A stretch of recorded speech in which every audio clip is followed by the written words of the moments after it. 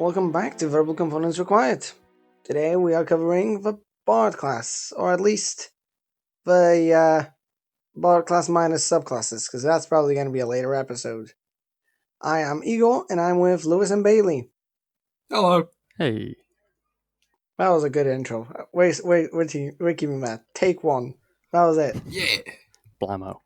Okay, so the Bard, what is the class? Personally, I think it's kind of the man at the back of the party going, "Go you, yeah, you can do it." Woohoo! Why are they like an off-brand Mario? Let's go! Yahoo! Oh, Jesus. It's in essence, in like the actual game, they are a utility caster who can specialise in all sorts within the party, but stereotypically they are the person who seduces and inspires. And they are great in bars because they will always get you a free night. Yeah, I think the Bard is the kind of influential one, and not always, but tends to be the influential one, and is, as per the class, quite versatile in what they can do. Yeah. What bards have we played or seen played in the past? Well, do you want to go first, Bailey? Because I've got two. I can mention the bards that I have played and seen in the past first. Yeah. I think I've DM'd for, was it both of your? Yeah, both of your bards, Lewis. But so I won't mention those. But bards I've played, Torvil Delmarov, the Dragonborn bard. He did a fair few bard things, but he was more of a kind of fighter. It was only a party of 3, so everyone had to do kind of several things. He was like the closest we had to a healer, which is concerning, because I don't even think he had cure wounds, and he mostly spent his time stabbing things. Yeah, he just had healing word, and occasionally threw out some inspiration and some spells. But it was kind of a frontline fighter a fair bit of the time, which is, great show of the versatility of a bard. I didn't really have a plan for you guys. I did not know what I was doing as a DM, so I accidentally gave you guys some really good loot. Yeah, there was a very powerful magic item that I had. What was I don't remember the name of it. Was it the Sunblade? Sword of Absorption. Oh, that one. Is the one I'm thinking. I remember you talking to me about that. Ridiculous, and led to some real shenanigans. Actually, yeah, because Torvil in his lifetime died twice, but was resurrected both of those times. One of those deaths was a suicide to cheat the Sword of Absorption. Yeah, I think the blade essentially, every time you killed a creature of a certain element, the sword picked up that element and could then deal some damage off that element with every attack. You can only have each element once. It wasn't just elements, it was just... It absorbed properties of all sorts of creatures. So it could absorb psychic damage of a creature that... Or was psychic one of the ones I didn't allow? I think you didn't allow... Because it was a longsword, so you didn't allow bludgeoning, piercing, or psychic. But I think it could deal anything else. Yeah, so if you slay a Celestial, you could deal radiant damage. If you slay a Tempest, I'm trying to think of anything that deals lightning damage besides the dragon. A Kraken. A Kraken. If you manage to kill a Kraken... Speaking of trying to get that lightning damage... Ooh. That was how you got lightning damage. You were a... Yeah. Was it a... I was a bronze dragonborn. Bronze dragonborn, that's right. Yeah. You so I dealt lightning damage. Interestingly, I failed to kill myself multiple times and then did it. I was sat in Yeah. a temple trying to absorb my life essence to get some lightning damage on my sword. After several attempts and self-inspiration and several other things, I You eventually eventually succeeded. killed yourself. And Yeah. since your essence was technically stolen, you from that point on dealt necrotic instead of lightning with your breath weapon. Yeah. All Oh, my bronze that's cute. went away. It is. Yeah. I went grey. Yeah. I really, really should have reconsidered that sword. Yep. That was broken. That was very broken. much broken. The most broken weapon in possibly the history of weapons. Really was. Especially since one of the main opponents you guys faced was elementals. Yep. So you managed to pick up a lot of different Igor. damage types really, really quickly. Yeah. Just That sword ended up you dealing. set yourself up for failure. I did. completely- I really did. I goofed it. Major time. You did a big goof. A major goof. Really did. Oh, that sword. I had plans for that sword. If you managed to Ooh. get every damage type possible on it, that sword was going to do stuff. I was pretty close. I think you were missing Can't remember. thunder and something else. You were missing thunder and something else. Yeah, I think I can actually find the Radiant character you were sheet missing. here. I'm not sure if I was missing Radiant. I may have been, actually. Where is it? Doo-doo-doo. Torville Delmarov at 6th level. Here he is. In fact, I'm just going to roll an attack for it and then see what damage types come up. Okay. It dealt. I could hear the roll 20 flip whenever. Yeah. Yeah, this is ridiculous. It dealt, with this one attack that I just rolled, 43 points of damage. Okay. Yep. Slashing, because it's a longsword. And then poison, cold, acid, fire, necrotic, lightning, force. Shit. Yeah. Igor. I fucked up. Okay. I admit to that. Oh Yep. my god. It was very broken. I need to redesign that sword. It was a nice idea, but very broken. I remember what the sword was actually supposed to do. Ooh. Once you complete the sword and have all the damage types on it, you were supposed to... the sword would transform. Okay. And you could then use it to command the army of constructs that was mentioned in the world history. 301st something Legion. I have it written in a note that somewhere. idea was stolen from...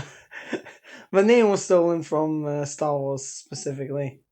Nice. But the idea for the army of constructs from Hellboy 2? Yeah, the Golden Army. Yeah. I steal all What a my film. ideas from movies. It's very But fair. yeah. Films are good. The backstory for the army was that they were constructed by the dwarves, enchanted by the elves, trained by the humans, and could only be commanded by a dragonkin. So a dragonborn, half dragon, or a literal dragon. You were really the chosen one, Bailey. Literally. I am the chosen It really one. was. Oh, chosen by the gods.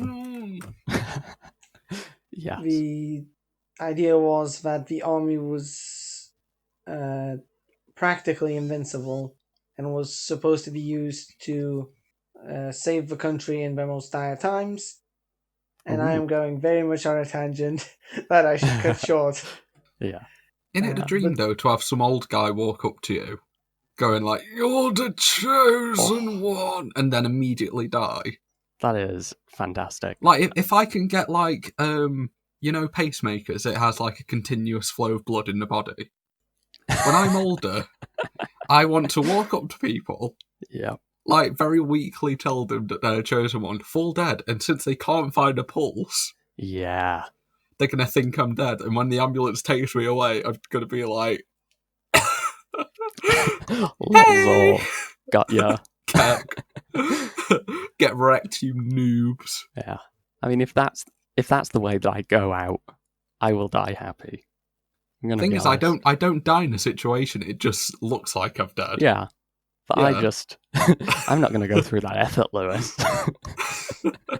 That's too much prep. If God. you're gonna die, you might as well go out dying, telling someone they're the chosen one. Yeah. Chuck a scroll at someone. You're the choke. Just like run some tea water over it to make it go brown. Like Just a maybe some cupcake curly recipe. writing. What does it mean? It's a No, bad it's a drawing of a cupcake recipe. house.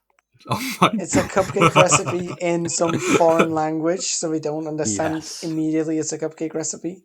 Written in like Tolkien Elvish script. Yes! Oh, perfect. Lyrics to Rick And- Astley written in Dwarvish.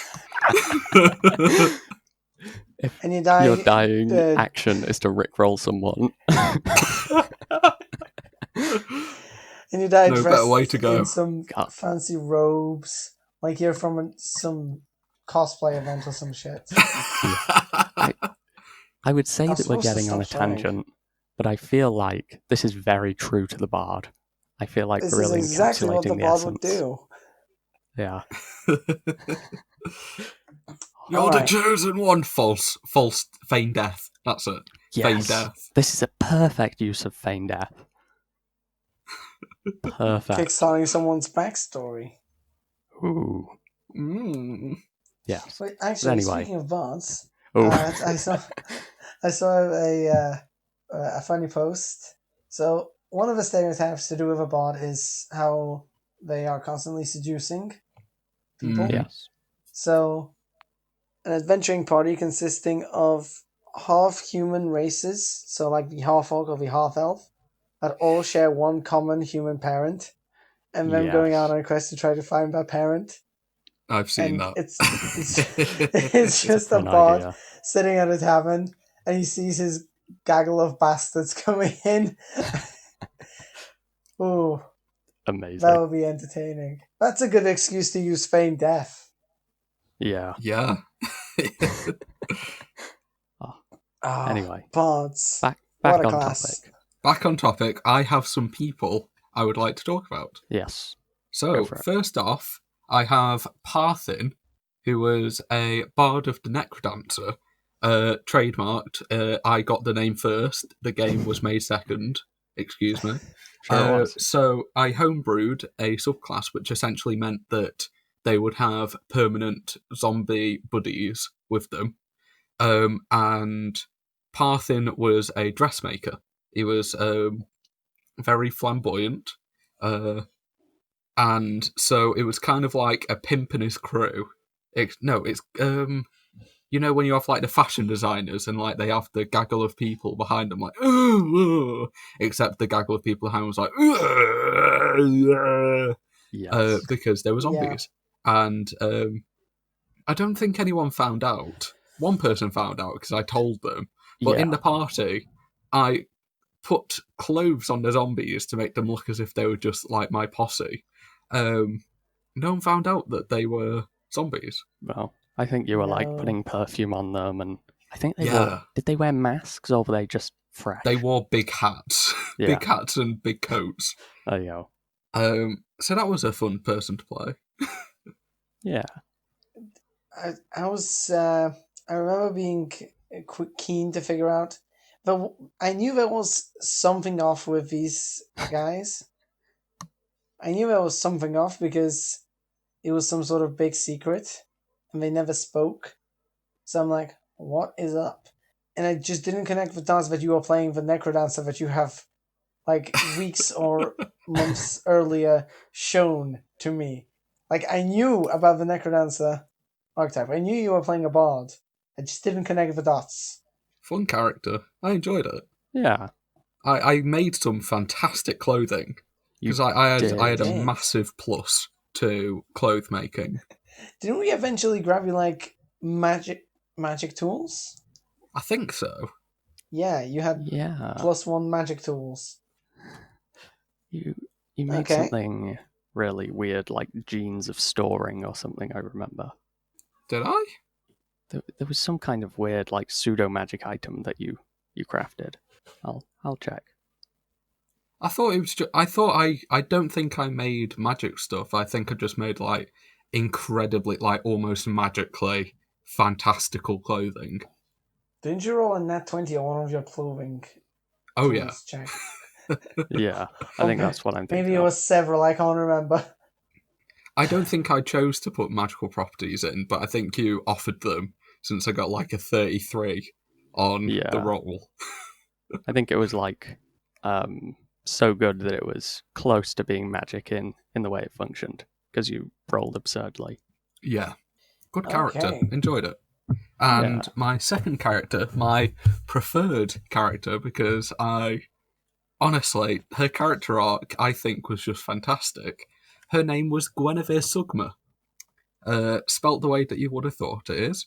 Let me read you her backstory out. I've taken a photo of it. And it's all blurry. Coolio. Okay. Oh. I mean, I can kind of see it. I'll have a go. So, basically, Guinevere, she was a princess of a faraway kingdom, and her parents were the king and queen, and she used to go out like Jasmine from Aladdin. She used to go out to the town every now and again, being a princess, and just like mingle with all of the commoners, and that's how she got kind of bardic. I think she went around with some bard person for a while, and that's how she became got a few levels in Bard, and eventually she had a fairy godmother come to her, which was actually a pact demon. No, what was it? A fae? I think it was a It was a fae. It was fae. fae, Yeah, an and archfey. they were like, "I will help you find your help you find your prince." And Guinevere was like sick, and eventually went off. And there's a certain line in her backstory which Yeah. is where is it? Yeah, it's just giving backstory. Yeah, her kingdom's main export was beef, both in the animal and in drama. The kingdom didn't have war. No, how people acquired hostages and resources were through intense diss battles. So, I mean, if we ever visited the Sugma kingdom, Yeah. then we could have had a few diss battles, but the campaign didn't get that far, unfortunately. No. No. So during the whole campaign, Guinevere's main want and need is to help find her prince. The thing is, eventually they meet a demon, and she is completely infatuated by the demon. And one night she talks to a fairy godmother, and she's like, "Is the demon the one?" And the fairy godmother is like, "Yeah. I mean, I am your fairy godmother. That guy is the bomb. Go Go for it, get bro. him." So my previously, I think she was lawful good, or at least neutral good, Yeah. princess character who could talk to animals, and whose her main objective, the thing that I wanted to do. Have either of you ever seen Enchanted? Yes. No. So one of the scenes in it is where she is in the princess Giselle. She is in Central Park, and she starts singing, and like people start joining in, and like it eventually like people gather around her, and it's like they're all following her and singing along and dancing. That was what I wanted, because I had a mixture of bard of glamour and fey warlock, so I wanted to charm people and I wanted them to do what I want, and that was my main goal. I only achieved it once because it was kind of a barren landscape Yeah. which we were playing in. But my previously neutral good bard princess had to somehow find her way to get into the good eyes of the demon. How do you do that? You become evil. So she just she started doing more and more bad things. So her is it Lehman's Castle, something like that. Oh, Mordenkainen's Magnificent Mansion. That's it. That was refurbished to have a torture chamber in it to hurt people. She would regularly try to manipulate people to do bad things. And the kicker of the story, the really, really, really bad thing that sticks in my mind when I think of Guinevere is one session, we went to a town and it was the only town that they had been to so far, so she took that chance to do the enchanted sing-along thing. So the very unimpressed leader of the town was singing and dancing. Well, not singing, was dancing and was like, please let me go, while she was like doing the boogie, doing like the hustle. Yep. And Guinevere was like, no, while she was entertaining the whole town. And eventually found out that they were cannibals. So, as you do, we burnt down the whole town, and Christ. Oh, recounting this makes me cringe. So, there was this one old guy carrying a baby, and he tripped during the chaos of the town burning down. He tripped and dropped his baby. And so Guinevere, did she disable him? Did she? She did, yeah. Yeah, she broke his kneecaps so he couldn't walk and made it so that he was immobile, turned him to face a flame or like a burning piece of rubble, and Guinevere chucked the baby onto the fire. Yep. Yeah. This Which was a session I think would send missed. someone to hell very quickly. Incredibly quickly. Almost Pretty evil instantly. act. Yeah. I was the But that was her goal. party's- That was what she needed to do. Is how I rationalise it. Because that's an awful thing to do. And I think she Yeah. killed the... Did she kill the old man, or did she just leave him I starve? think she left him to die on his own. But I think that's probably the most evil thing you've done in a game. What a good excuse to do wildly evil acts. Honestly. Like, just the backstory that I made for her, and the story that unfolded, just melted so well for, like, a really odd character. Can I It was just... fun. This Fantastic. was the campaign I couldn't take part in for very long because of Yes. reasons. I missed this session. This is the first time I hear the exact details of the session. Yeah. I was playing. Was he evil? Was Azakar evil? I think it was Lovell evil. I think he was evil. Yeah, no. I've not done anything quite as evil. But the party evil character missed the evil session. I was not Yeah. even a part of this. I feel like it's just a Jesus. fantastically evil act, like comedically evil. Yeah. Oh my Ugh. god. Well It done, was a fantastically horrific session. Also, But they were all cannibals, so Yeah. maybe it's alright yeah. a little bit. Although I would like to just point out now, I didn't realize this until you just said it, but if you are part warlock, that brings the warlock account of that party up to 3. Yeah. Did it? I was playing a warlock.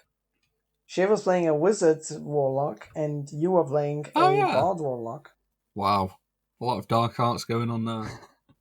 This is true. Yeah. Although, I didn't... I should have picked up that you were playing a warlock. You had the most blatant Eldritch Blast ripoff ever.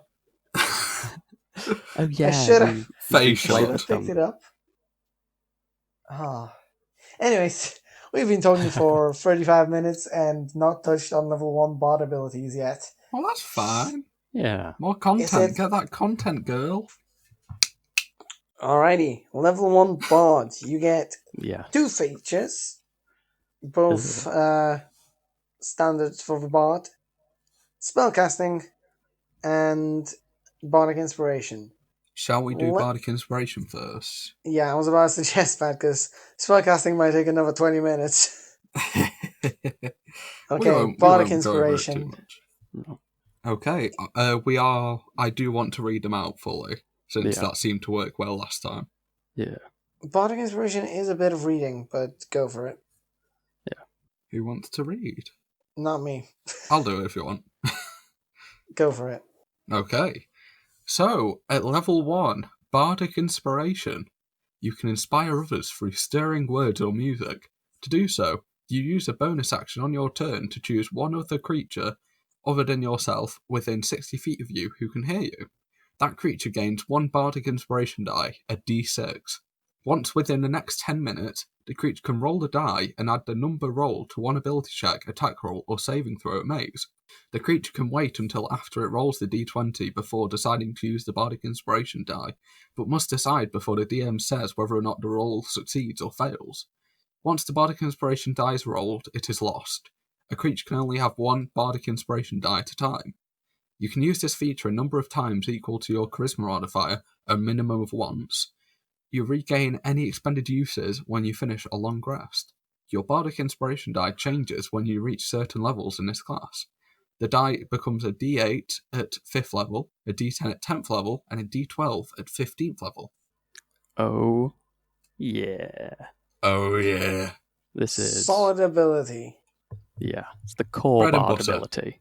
It's a If there bonus ever were action. to be peanut butter to jam, Bard would be the peanut butter and jamming on Bardic Inspiration. Nice. I Thank don't you. think I understood that analogy, but okay. It was a bit convoluted and confusing, but I think Well, I get it. I mean, did you hear what I just read? Yeah, I know. Very fair. Yeah. Yeah. So what do we got? Bonus action. Fantastic. Something to do with your bonus action. A fair few turns in combat. Fair few times. I mean, at level 1, you're going to have at least a +3 charisma usually. If not Yeah, +4. Probably. And the fact you can... A creature can hold on to that Bardic Inspiration die for 10 minutes. Well, Yeah. that's just a nice little bonus. My only problem with it is unless you homebrew it so that the bard can decide when the die is used, it completely relies on the initiative of the people using it. So if they have no motivation to use it, you're either going to have to hound them or it's not going to get used. This is true. It's an ability that you throw out in hopes that your allies will use it, but whether it actually becomes useful or not relies on other people. I mean, why would another player not use it? Well, it's they might not have faith in the role, they might already succeed, they might forget about it. Yeah. They might think they want to hold on to it, Yeah. and then never end up using it. It's good when you have competent people, which sounds bad, but I mean competent in the way of they know when and how to use it. Yeah. Okay, It that's fair requires enough. teamwork. Teamworks makes a dream works, and DreamWorks Indeed. makes Shrek 2 the best sequel ever. Shrek 2 is the best sequel ever. Shay Phyllis. Yeah. Hell yeah. Hey, we watched the same Holding Out for a YouTuber. Hero is such a fantastic... Oh my god. Oh my god. Actually, speaking of that song, I was scrolling through YouTube as you do, and I found a YouTuber I like made a cover for it. Sounds Ooh. spectacular. Nice. I'm gonna send it to you guys after the recording session. Yeah. What a fantastic song. But yeah. Now that we know we watch the same YouTubers, Hell yeah. what's the other guy's name? Cosmodor? Having a clue. Nope. Yeah. Anyways, a straight line 90 degrees off of a circle. Nice. Yeah! Yeah. This Bardic Inspiration, bonus action, 60 foot.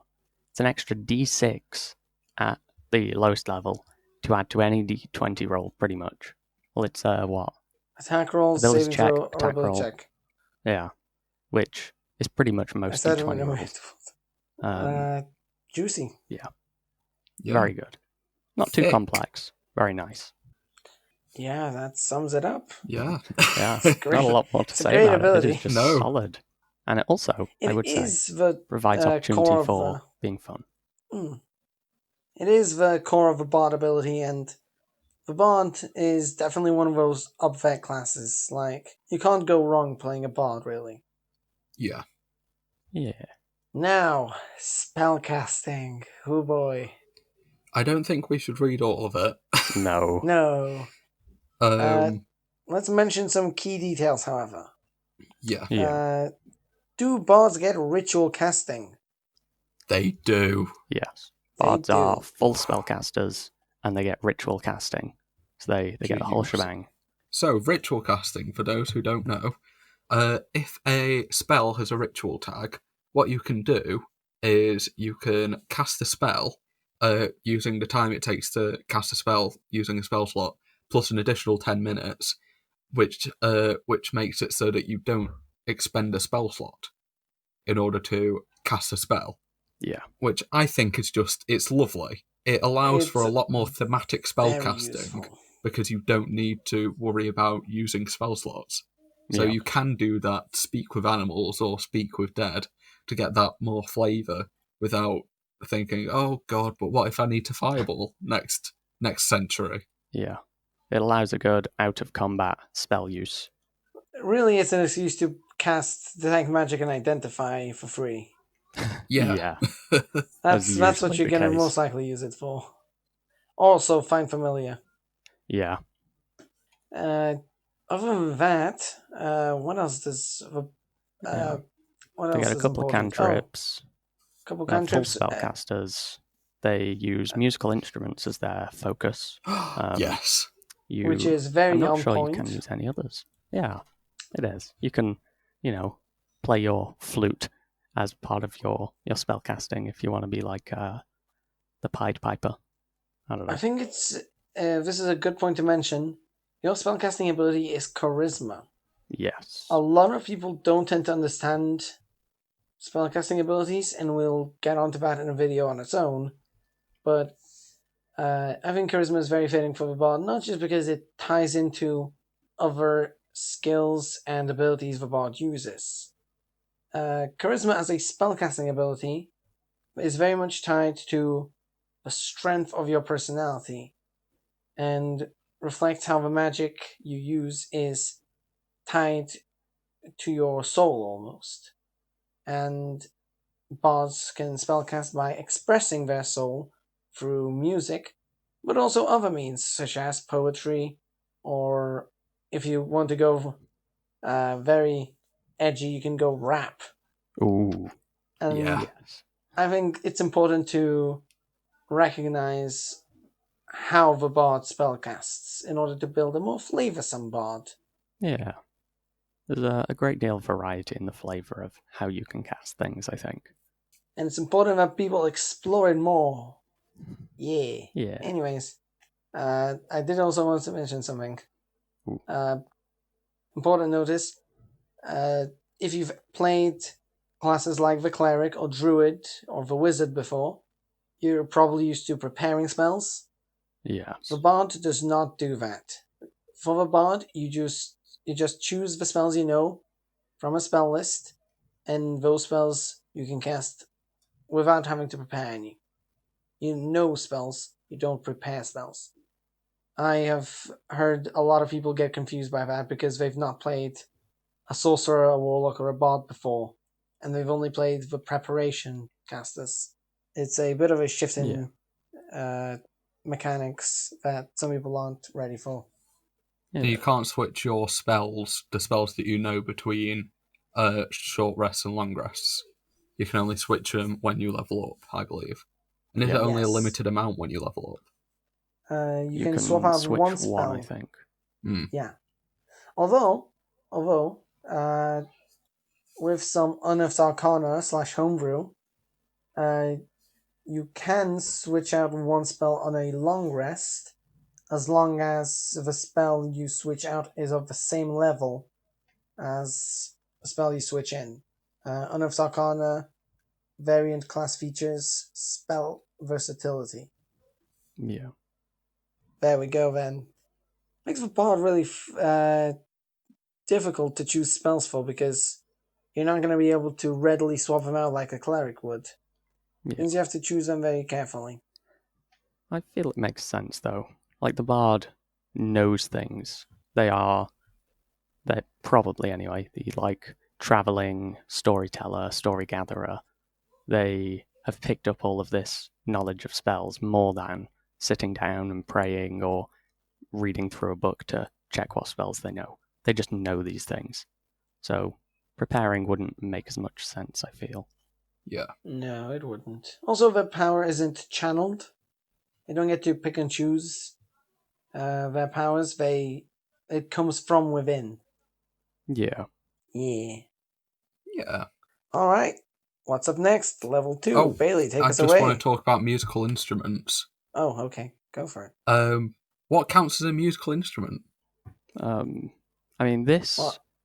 I think, specifies the list of musical instruments in the particular section of the player's handbook.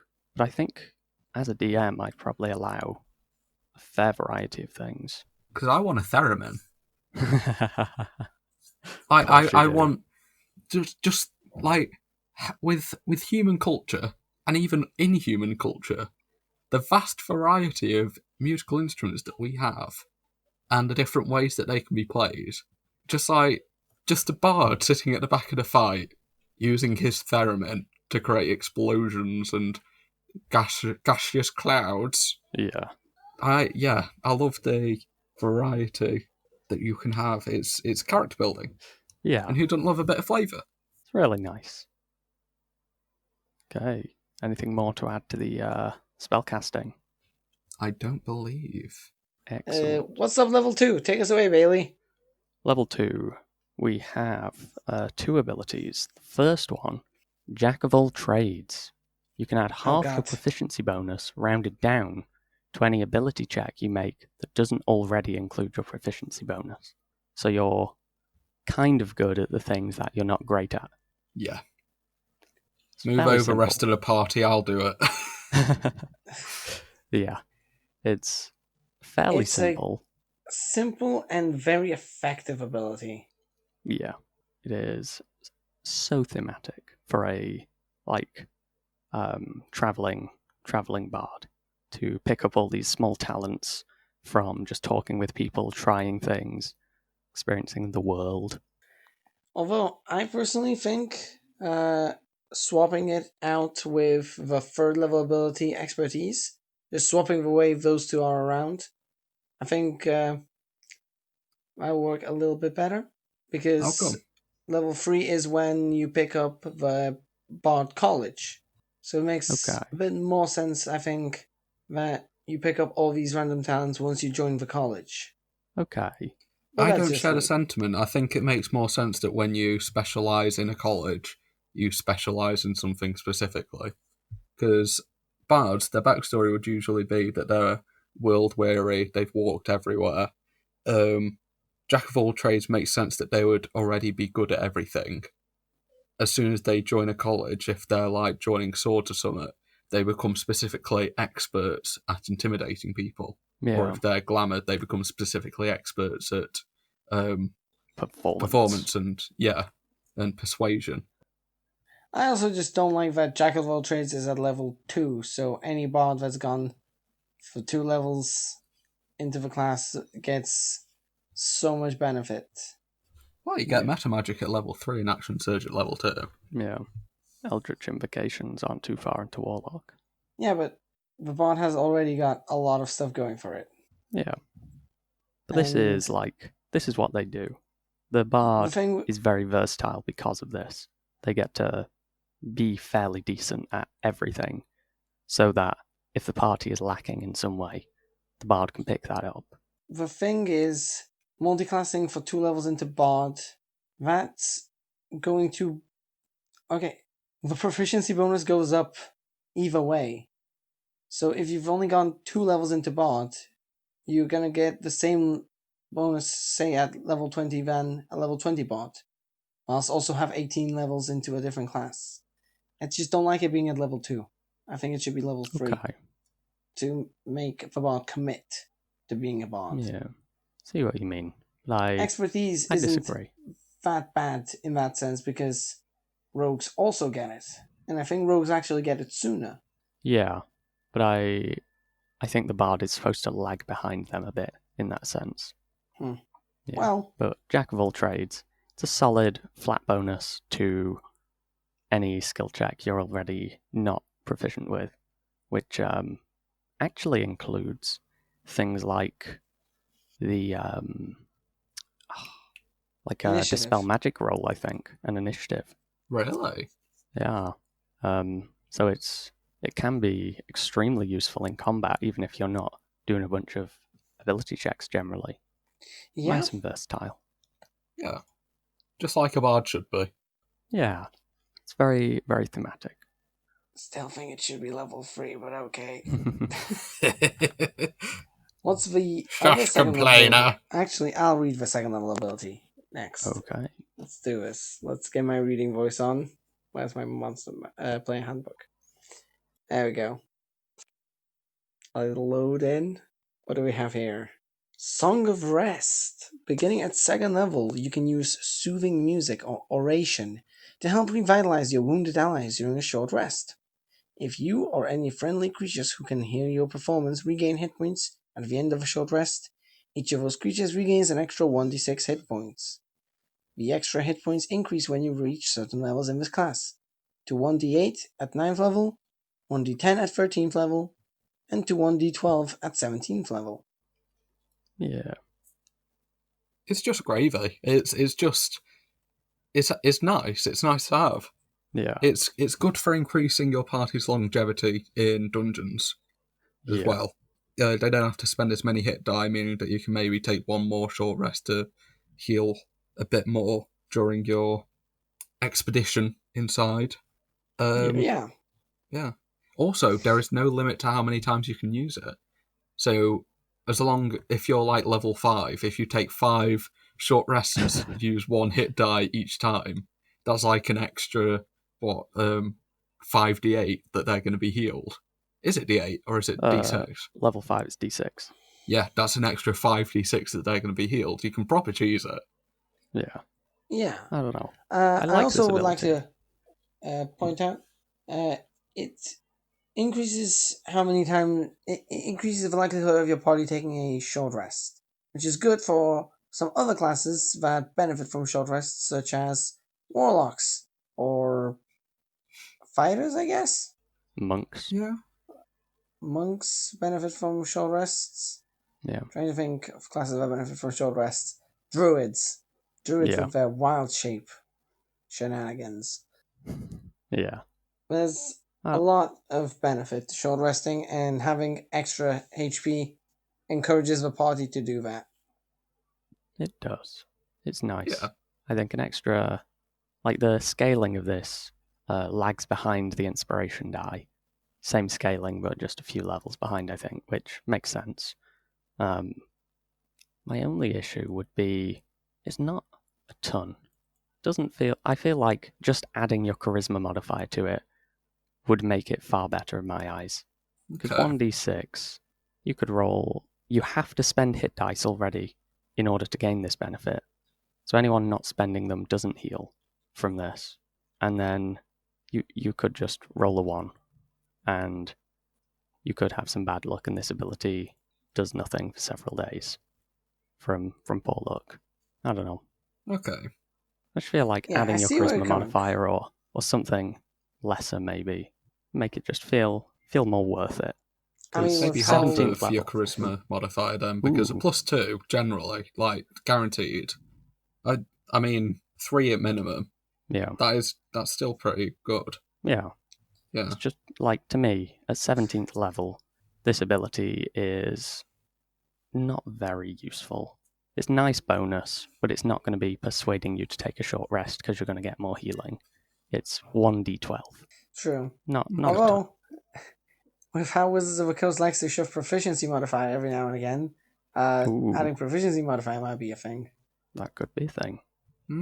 Scales pretty neatly, not gonna lie. And this Yeah, one actually this is makes true. sense instead of something else that they've recently released that I have Yeah. some strong opinions about. The Genie Yeah. Warlock. Oh, Wondering what you're on about. I thought I missed something. No. I will discuss Virginia. We should do an episode on Virginia Warlock. You can do an episode on Genie Warlock. Like that, the angry guy who shouts at his microphone, the angry conservative guy who said that the frogs are going gay. Oh, yeah. What a global issue. Actually, rant about the Genie Warlock like you're pillaging against him. I was watching a video about the guy. Bill O'Reilly. Wrong guy. Same story. The guy with the gay frogs. Half of his entire show is ranting about conspiracy theories like this. The other half is selling his products. Nice. The gay water frogs was an excuse to sell you a water filter. I am not even joking. That's amazing. That's so scummy. Also, so's your water if you're not filtering it. Nice segue. Aren't frogs hermaphroditic?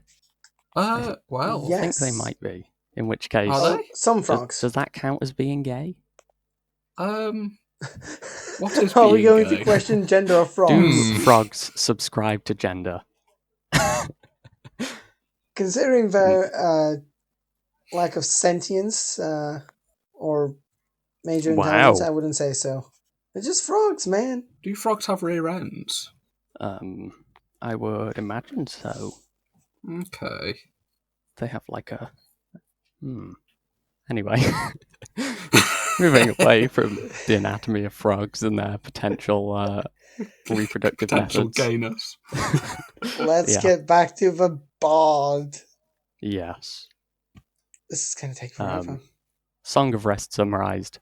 Nice ability, although I personally think maybe just adding a little bit more to the hit points would be nice. But very nice. 3rd level. Yes. What have we got? Bard College, which we will get into those later.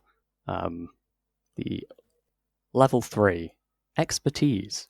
At 3rd level, choose 2 of your skill proficiencies. Your proficiency bonus is doubled for any ability check you make that uses either of the chosen proficiencies. 10th level, you can choose 2 more. I think this is good. This is very good. Solid ability. Nutty good at things. If you have a +5 to an ability and a +6 proficiency, Expertise gives you another +6. That's a +17. Yeah. You roll a 1. You have an 18. Yeah.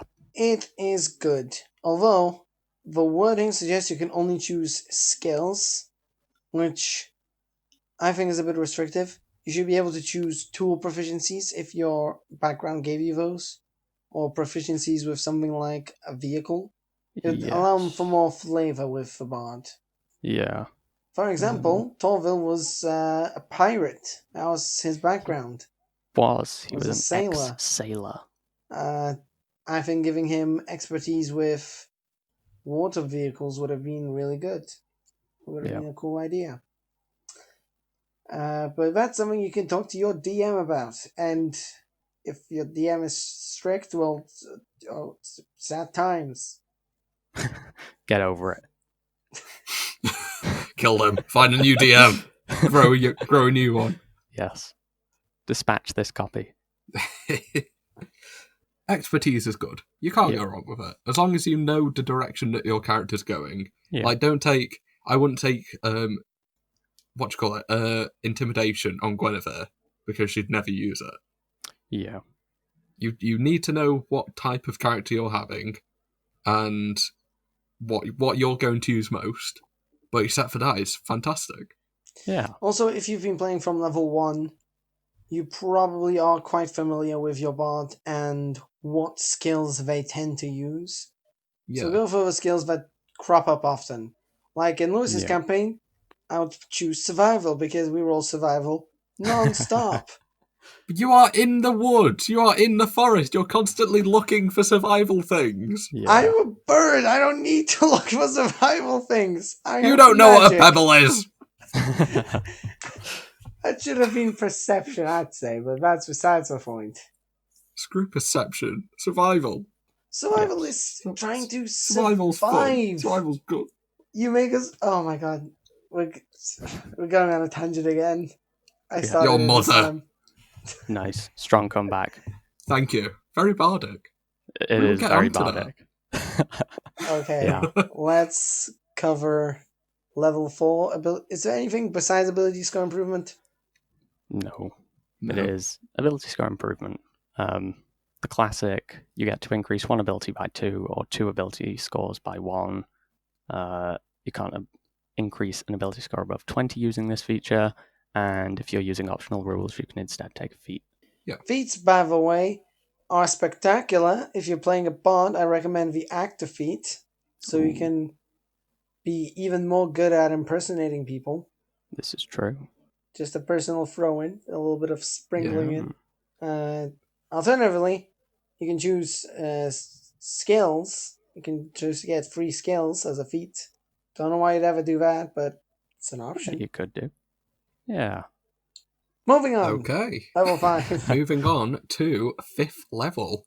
You get an increase on your bardic inspiration die to a d6, and you get the ability Font of Inspiration. Beginning when you reach 5th level, you regain all your expended uses of bardic inspiration when you finish a short or long rest. This is when the bard gets good. Like, Yes. the bard Spot gets on. actually good. 5th level Because is... a couple of subclasses require the bardic inspiration die to use their abilities. Until you get to 5th level, you're using them very sparingly. Yeah. As soon as you can use a short rest to get all of them back, you're able to use them so much more liberally.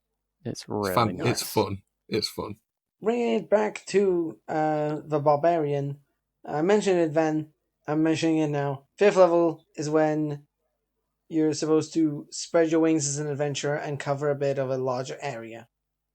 Yeah. This ability pumps up your power level by like a bajillion. You get to use your abilities so much more. Depending on how many times you long rest, that's how many times more you can use your ability. Just good shit. It's a really nice ability that's just a flat upgrade to your bardic inspiration, which is the iconic part of your class. So it's really nice. Yeah. Also, encourages to take more short rests, which is good for any warlocks in the party. We're not going to be the only one benefiting from short rest anymore. This is true. Such a one-track mind. I like warlocks. How does this benefit warlocks? I like warlocks. You gotta understand me here. Warlocks are good. They need more recognition in the world. It's that thing there, the second to last one. We're not going to do them. We're just going to skip straight from sorcerer to wizard. Yeah. It's the only way to do it, really. It is. It's the only valid way. If we want to keep this a pious, holy place. I mean... We're skipping celestial. Necromancers. No. They're fine. Oh, necromancers are fine, but warlocks are boo-hoo. Yep. If it says warlock Okay. on the character sheet. Okay. We're just gonna Bards. gloss over Back that. to bards. Bards. That's the class we're doing. Anything more on Font of Inspiration? No, Nah. it's a flat upgrade. Fantastic. Yeah. Love it. Okay. Beautiful. I love Next it. level. Absolutely beautiful. 6th Hey, level. Donald Trump, didn't realize you were part of a podcast. I'm so happy to be here. Okay. It's Bards. It's huge. I love bards. Okay. They're so good. They have the best words. Okay. They're the best. Anyway, Jeez. level 6. What do we got? You make... Countercharm. Oh my god. Okay, before we continue with Countercharm, before we sour the mood of Countercharm, Bailey is top bard. Ooh. That That's was a bold perfect statement. use. Excuse me. Did you not see the perfect use of the active feat and the deception check made by it? That was a fucking nat 20 with a plus bajillion modifier. Was this with believed... Torville? No, I'm talking about Bailey impersonating Donald Trump. Oh. That went over my head. Massively. Clearly not a wizard's lure. My wisdom score is down the drain. Oh, Okay. I've put all of my points into intelligence. Oh. Oh, Okay. Let's go. Let's deal with Countercharm. yeah. Oh god. Right. At 6th level, you gain the ability to use musical notes or words of power to disrupt mind-influencing effects. As an action, you can start a performance that lasts until the end of your next turn. During that time, you and any friendly creatures within 30 feet of you have advantage on saving throws against being frightened or charmed. A creature must be able to hear you to gain its benefit. The performance ends early if you are incapacitated or silenced, or if you voluntarily end it. No action required. Ooh. Ooh, that's nice. That saves the whole ability, really. So, what is your goddamn problem with it, you two? For God's sake, tell me. It Okay. costs your action, and it lasts costs your until action. the end of your next turn. It is 30 feet range, which, okay, that's fine. But it doesn't really fully countercharm. It just gives you advantage. Uses your action It uses for your advantage action, for 1 round. and I personally don't like how if something's already charmed one of your allies and they don't get to repeat the save, it doesn't work.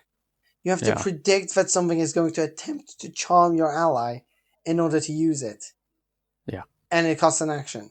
If You it costs a can- bonus action, that would have been a good save. But even then, it still falls flat because you have to be predictive of the creatures you are going to be facing. Yeah.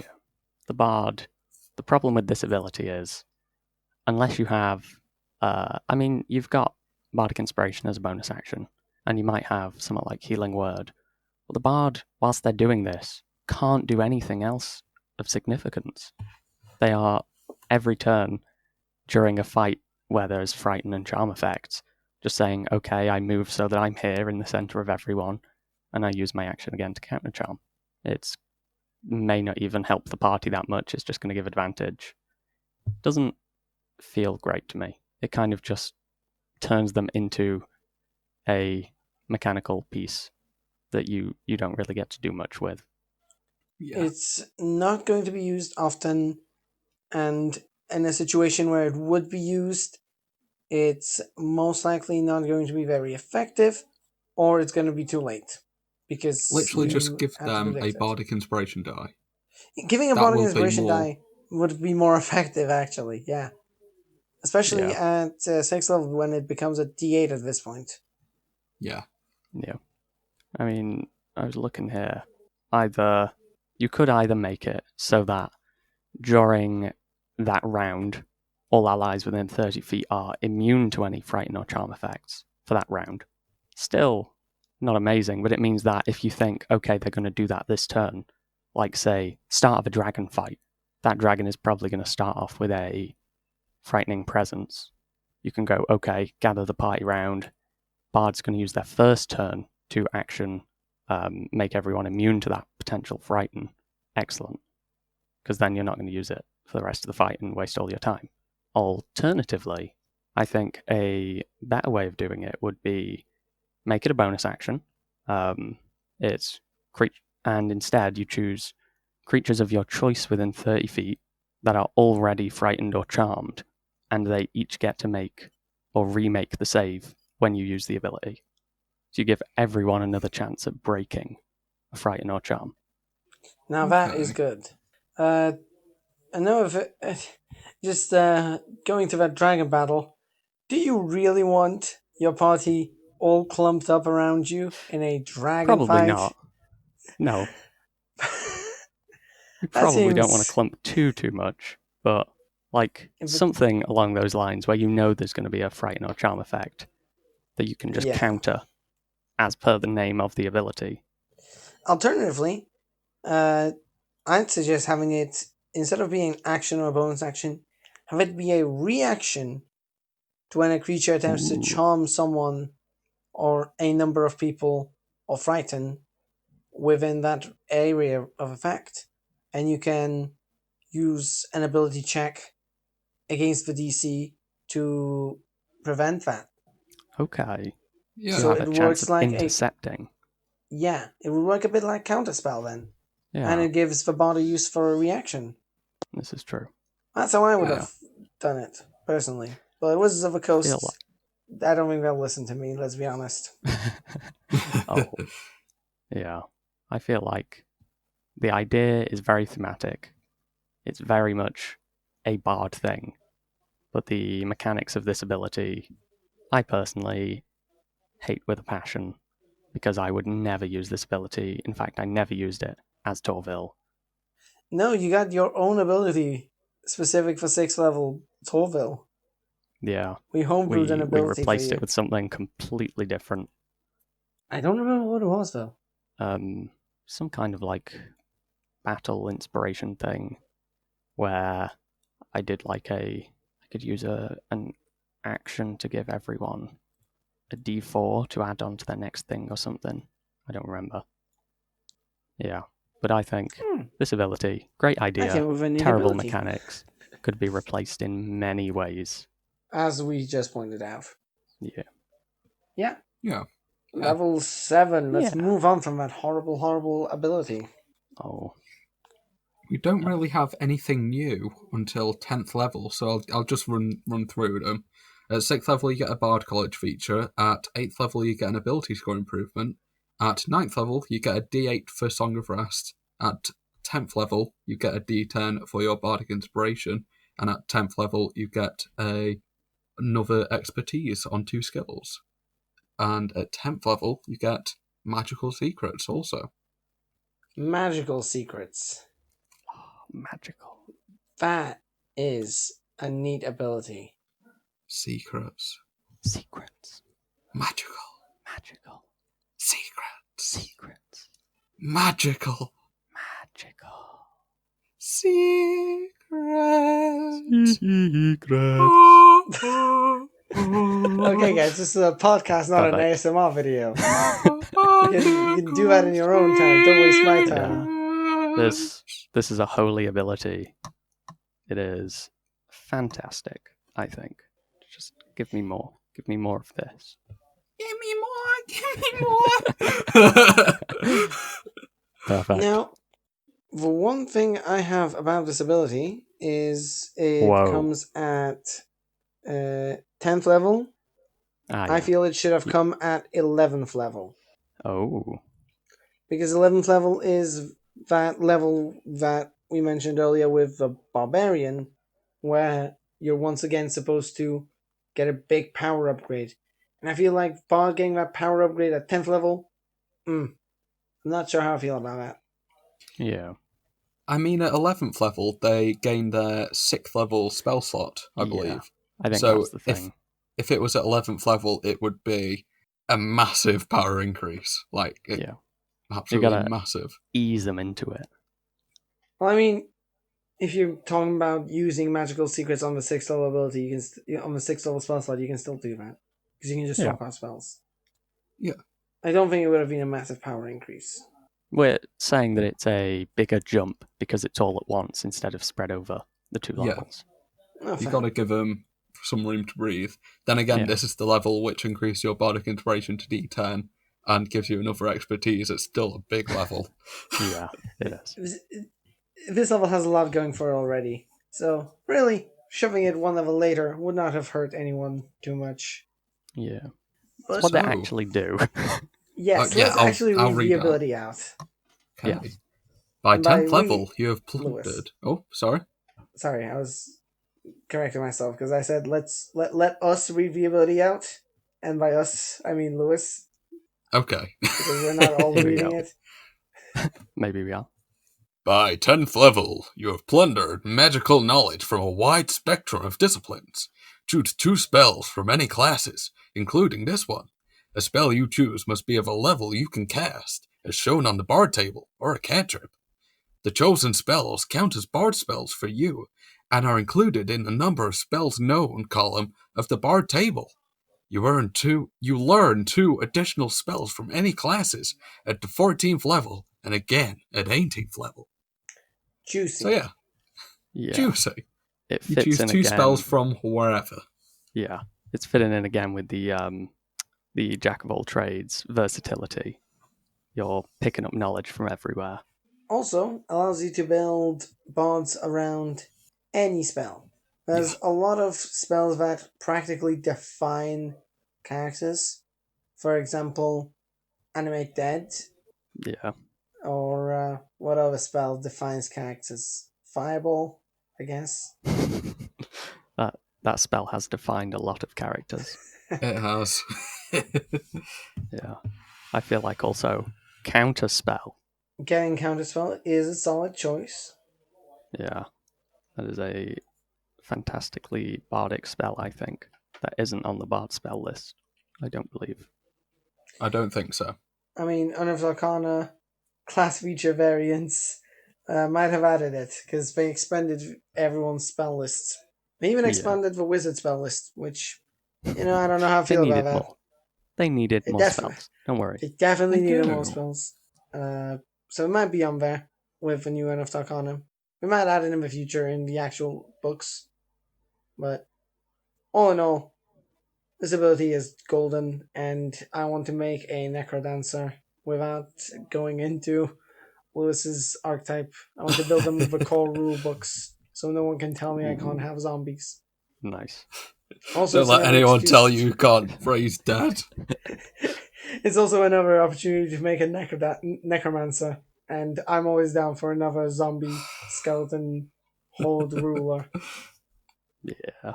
I like undead. Minions are fun. Those are my 2 defining features. I like undead and I like warlocks. Mm-hmm.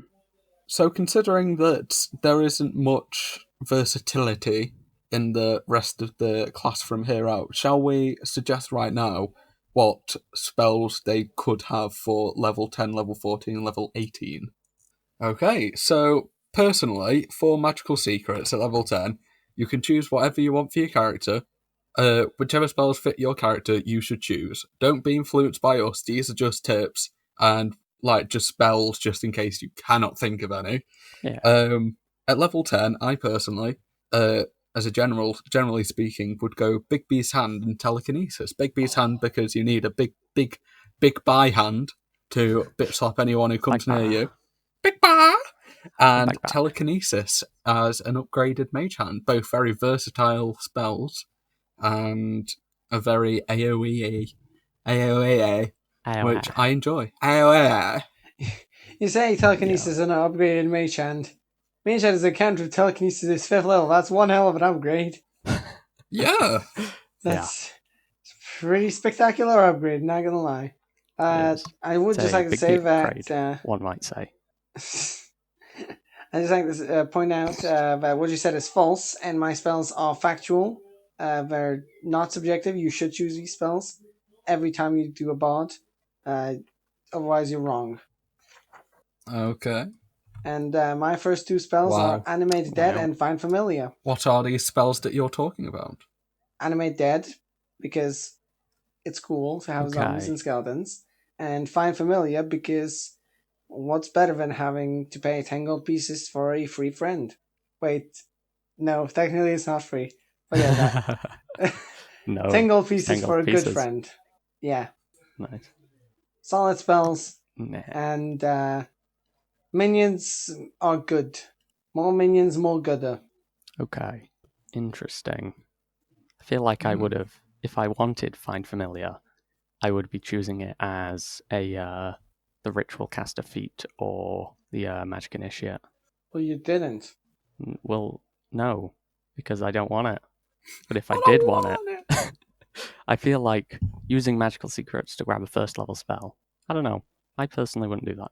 Technically, you don't need to keep a Find Familiar spell to keep the Familiar. That's true. Just when the Familiar dies, inevitably, you're not going to be able to get him back. Yeah. And you are right. You can get it via Ritual Casting or Magic Initiate. But Magic Initiate is also a waste, I think. And Ritual Caster, well, no one ever takes Ritual Caster. That needs Wisdom and Intelligence, not Charisma. Yeah, but it's to cast Find Familiar. You're not using your spellcasting ability. Yeah, but what if your bard doesn't have intelligence or wisdom, Bailey? Ooh. And we won't be able to grab Then it. you're dead. Then you use Dead. magical secrets to find yourself a friend. And that's all I have to say about that. Bailey, take it away. What are your 2 spells Ooh. for 10th level? I mean, I'm going to name 2 spells, but I'm also going to throw it out there, a 3rd spell of Counterspell, because I mentioned it before, maybe. Just because Counterspell feels very bardic to me, very much in the essence of the Countercharm that you were on about, Igor, of intervening and doing useful things that aren't necessarily damage. But the 2 spells that I was otherwise going to suggest for 5th level spells are Pass Wall and Rary's Telepathic Bond. Ooh. Never heard of them. No? Who are they? So Pass Wall, to me this feels more like kind of the slightly scoundrel bard. You get to essentially make a hole in a wall, a temporary hole in a wall.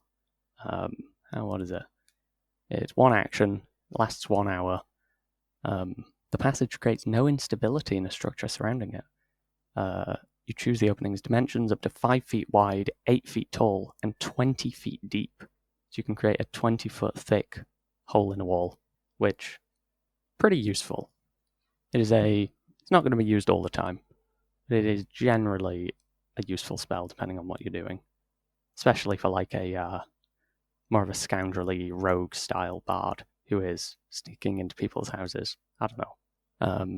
And then the second spell, Rary's Telepathic Bond.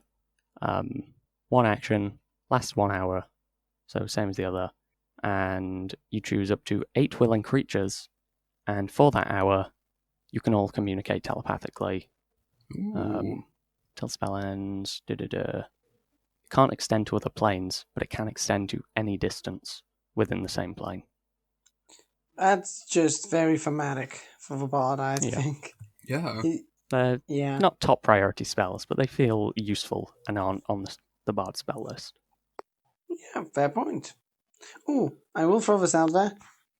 If you're playing with Homebrew, instead of Find Familiar, you can just skip and choose Find Greater Familiar. It's on D&D This Beyond. is true. It's a good Yeah. spell. But that's it from me. Lewis, 14th level. Hello. 14th level. I personally would take Simulacrum and Disintegrate. Ooh. Simulacrum is you create a clone of yourself or whoever else you want. It costs 1,000 gold, I believe. Or is it 3,000? It's a lot of gold. It's a lot of gold. So It's it's not expensive. cheap, but it's an extra it's an extra PC, which when action economy is a big thing in D&D, an extra person doing things at the same level that you're doing is pretty fantastic. And Disintegrate does what it says on the tin. Really What more does. do you want from it? It disintegrates things. It's got some evidence that you don't want. Disintegrate. It's also... It's disintegrate. Get out. Just get out. I was about to compliment you, but no, that's not happening now. Oh.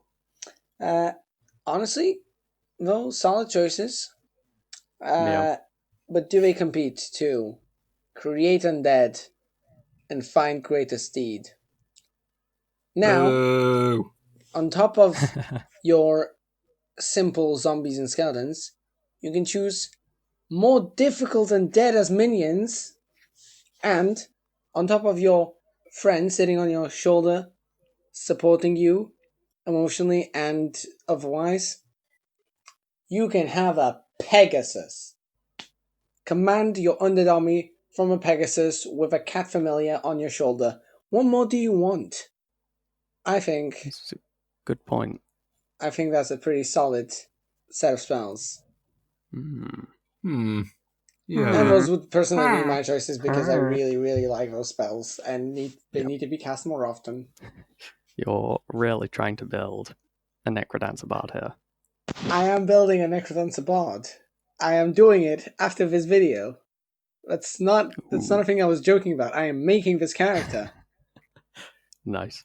Anyways, Bailey, what spells did you Yeah. choose? I picked, for 14th level, I picked 2 spells, as you are allowed. The first of which is Globe of Invulnerability. Not quite what it says on the tin. It is action and concentration for 1 minute. 10-foot radius around you. Any spell of 5th level or lower cast from outside the barrier can't go inside the barrier. And that's it. Okay. Yeah. So it is So it's like an anti-magic field, but less. Yeah. It is a Yeah. 5th level or lower anti-magic field. But it's not quite an anti-magic field, because I've been rereading it again. You can still cast spells out of it. It's just that things can't cast spells into it. So it's anti-magic field for your opponents. Yeah. It's a one-way lower level anti-magic field. A biased anti-magic field. I love that. That's a nice spell. It's pretty nice. It does have a consumed material component. It is a single glass bead. So, make sure you save your money for that. And then the second spell, depends what party you're rolling with. But if you don't have someone who has taken this spell, then this spell is probably useful. Plane shift. Ooh, depending on what you're doing. Solid choice. Okay. Get some plane shift. Simple, easy. Only requires a forked metal rod worth at least 250 gold pieces attuned to a particular plane of existence. And with one action, you and 8 of your willing friends can instantly teleport to another plane of existence. See, that's a neat ability. But personally, I always like to use it offensively. Plane shift someone else. Because although you have to hit them first and then they make a save, the save they make is charisma, which not a lot of things are good at. This is true.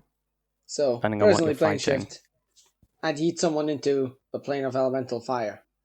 Or hell. To tell them to go to hell.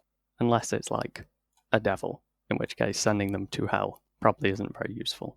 No, in that case I'd probably send them to the plane of elemental earth, so they can become slaves to the Dao. Ooh. Assuming the Dao can handle them. Depends what devil it is. Yeah, I don't think I'm sending Asmodeus to elemental earth. I don't think that's happening. God. You'd have to lay your hands on Asmodeus first. Yeah, that's the main issue. Moving on. Yep. Lewis, take us away with 18th level choices for magical secrets. Okay. Personally, I would go with Power Word Heal for the fantastic healing that the Power Word provides. And Barsic, very Barsic, extremely Barsic, Wish. Yep, because it's Wish. That was on my list. It's Wish. What more do you want? It's Wish. I feel like Wish should be on the Bard spell list. It is the one where words become physical, change it, or words physically change reality, and that is the Bard's thing. Why is Wish not on the Bard spell list? I don't know. Did you say Power Word Heal? Yes. It's exclusively a Bard spell. Is it? You chose one of the exclusive Bard spells. No! Okay. Nice. Well, I mean Wish. Wish. Wish. Wish. Wish. Also, Eldritch Blast. Psychic Scream. Ooh. I think Psychic Scream is a solid option for Bard. Oh wait, it's already on the Bard spells as well. Fuck. Nice. How about Meteor Swarm? Meteor Swarm ain't on the Bard spell list. Ooh. That's a nice one. Gotta swarm some meteors. What about Mighty Fortress? Fuck off, Bailey, that was my spell. My 2 spells for 18th level are Mighty Fortress, because, of course, you want a glorious fortress to highlight your stature as superior to everyone else. You do. With your Necromantic Army, your Pegasus, your Cat Familiar, you're going to want a place to call home, and there's no better place than a Mighty Fortress. And the second spell, Clone. So if someone gets jealous and tries to I kill you, guess. you can just come straight right back and be like, fuck you, and kill him with your undead army. And once again, if you disagree with my choices, you are wrong. Okay. Thank you. Bailey, go for it. Okay. I also had Wish because I think it makes perfect sense. But we've talked about that one. My other choice was Demiplane Ooh. because it's awesome. You can create a doorway to a 30 foot by 30 foot by 30 foot completely empty room, and it is a demiplane, and you get to put stuff in there, and then you can close the door. And then when you cast the spell next time, you can either choose to open a previously created demiplane, or you can make another one. This is infinite storage. You can have it as a I see it as a smaller version. I mean, you could use it as a smaller version of Mordekainen's Magnificent Mansion, because the problem with that spell is that anything you leave in there gets ejected out. But this, you can set up like a lounge in one of your demiplanes if you want to spend the day there, or you could have like your bedroom or a research thing, or I don't know, depends what kind of bard you are. But Isn't this like you an could 8th have. level spell? It is an 8th level spell, So you can only cast it once a day? once a day, but it depends what you're doing. If you've got your own mighty fortress already set up permanently, you could just have your demiplane as like a room of acquirement in a particular room. You set up the door on a surface that is normally a blank wall, and then it is your room of acquirement. That could be neat. Yeah, I think it's a fun spell. You know what else is a fun spell? Nope. Animate Dead. Eh. Oh. Yeah, I'm holding on to this spell list. I like these spells. I want my bot Nice. to be able to cast these. I'm so Okay. annoyed to find Greatest Deed is only a paladin spell. I am also annoyed by that. I think we'll probably talk about that maybe another time. Maybe. Yeah, maybe. Well, Okay. capstone ability. Yeah, I don't think, other than upgrading the Bardic Inspiration and Song of Rest, some more magical secrets, ability score improvements, the next thing after 10th level is the 20th level ability. Yeah. Big jump. Surprisingly enough.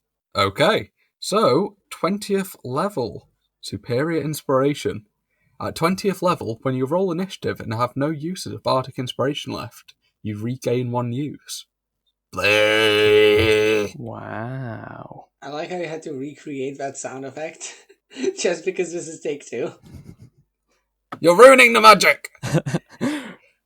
You're ruining the magic. Stop with your unveiling our secrets. Your phone Like Font of conversations. Inspiration, you regain all of your uses at a short rest, and I presume that by now you would have 5 uses of it being a +5 bard Yeah. in charisma. One use only when you've run out. So you Yeah. have to use all of them in order to activate this ability. You only get one. Yeah. That's awful. That's awful. It's Useful, but it's not a 20th level ability. Compared to going back to Barbarian, +4 to Strength and Con was solid. This is I feel like you could have put that at 10th, 9th level, and I still would have thought it was meh. yeah. Honestly. Having this be the capstone ability is not. It's just no fun. I No. mean, the barbarian one wasn't flashy in particular, but barbarians don't need to be flashy. They're not spellcasters. They have a very simple purpose, and that ability was at least mechanically solid. This ability is mechanically garbage and doesn't even. There's no possible visual you can come up for it without really stretching it. Yeah. Not great. No. So, in conclusion, How can we replace this? How can we I think upgrade this this ability? one we'll probably talk about another time in a more collective format. This God particular damn one. it. I wanted to cover capstones. No, you No. cannot. How dare you? I feel like this is going to be a theme every time we cover a class. Yep. When You're the we one just get to making it a capstone, theme. we just get to a capstone and I'm like, I want to cover the capstone ability. And there's just a No. collective But no, you no. can't. Anyways, Stop pushing the boundaries. that brings us to the end of the Bard base class. Yeah, Thoughts? I mean, it's solid. it is. Pretty much all the way until you get to 20th level. The gap between 10th and 20th level is a bit weird. It's a bit odd. I mean, you're getting...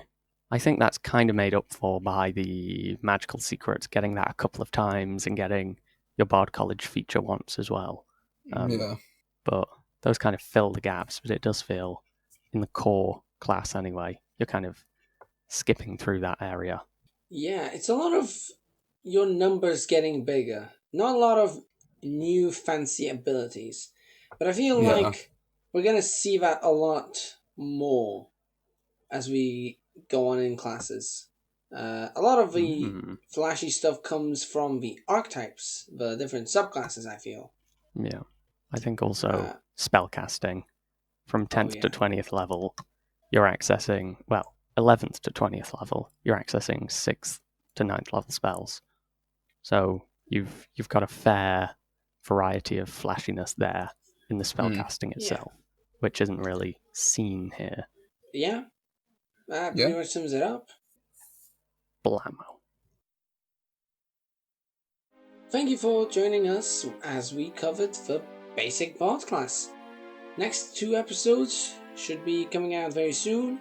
It will be covering the archetypes of the Bard, and after that, you should expect more miscellaneous episodes like the alignment episode that came out just before this. Stick around for more, and we hope you enjoyed.